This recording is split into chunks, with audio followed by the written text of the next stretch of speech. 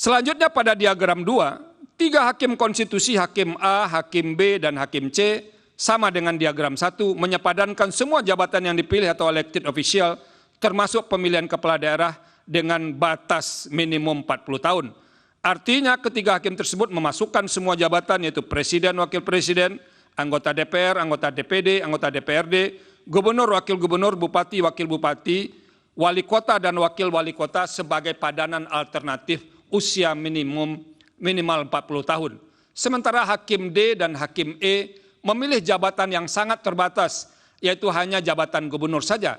Sama halnya seperti diagram 1, hakim yang berada dalam gerbong mengabulkan sebagian tersebut, titik temu atau arsiran dalam mengabulkan sebagian di antara mereka berlima juga hanya berada pada jabatan gubernur. Merujuk penjelasan di atas, pilihan jabatan publik berupa elected official termasuk pemilihan kepala daerah, kelimanya berada pada titik singgung atau titik arsir jabatan gubernur. Oleh karena itu, seharusnya amar putusan 5 hakim konstitusi yang berada dalam gerbong mengabulkan sebagian adalah jabatan gubernur. Dengan pilihan amar memaknai pasal 169 huruf Q Undang-Undang 7 2017 menjadi persyaratan menjadi calon presiden dan wakil presiden lelaki berusia paling rendah 40 tahun atau sedang menduduki jabatan yang dipilih melalui pemilu termasuk pemilihan kepala seharusnya bertolak atau tidak tertolak atau tidak terterima oleh makna mengabulkan sebagian dari hakim D dan hakim E. Artinya dengan menggunakan model arsiran Venn di atas, amar putusan aku menyatakan persyaratan menjadi calon presiden dan wakil presiden adalah Q berusia paling rendah 40 tahun atau pernah sedang menduduki jabatan yang dipilih melalui pemilihan umum termasuk pemilihan kepala daerah sesungguhnya hanya didukung oleh 3 hakim konstitusi saja.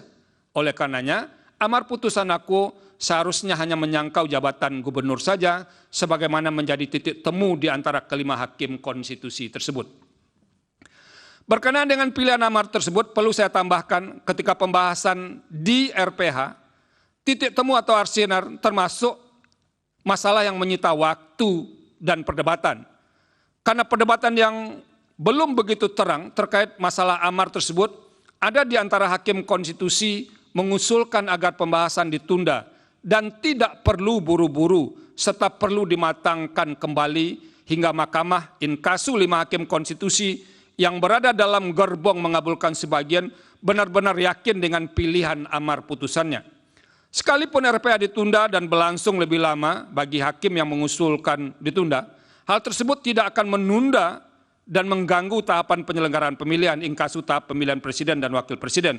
Namun demikian, di antara sebagian hakim yang tergabung dalam gerbong mengabulkan sebagian tersebut, seperti tengah berpacu dengan tahap pemilihan umum presiden dan wakil presiden, sehingga yang bersangkutan terus mendorong dan terkesan terlalu bernafsu untuk cepat-cepat memutus perkara aku.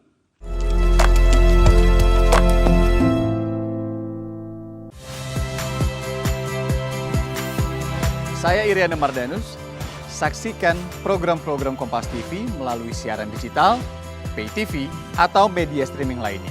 Kompas TV, independen, terpercaya.